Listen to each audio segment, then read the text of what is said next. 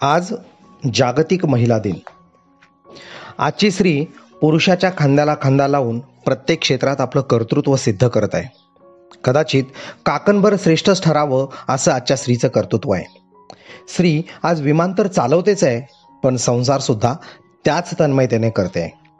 आपली नोकरी तर ती करतेच आहे, पण एका खंडप्राय देशाचं सर्वोच्च पद सुद्धा भूषवते आहे। स्त्री म्हणजे मातृत्व, स्त्री म्हणजे कर्तृत्व, स्त्री म्हणजे दातृत्व आणि स्त्री म्हणजे नेतृत्व। घराला दिशा देणारी स्त्री आज समाजाला दिशा देत आहे। माझ्या पहिलं पाऊल या कविता संग्रहातली एक कविता।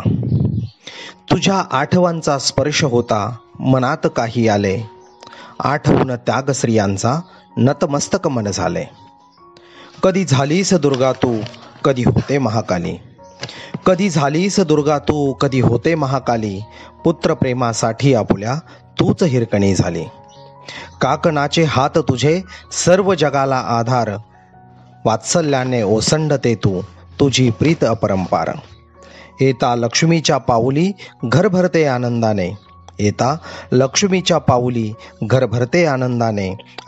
आकाशाला घालण्या गवसनी बळ मिळते तव प्रेमाने, आकाशाला घालण्या गवसनी बळ मिळते तव प्रेमाने। धन्यवाद।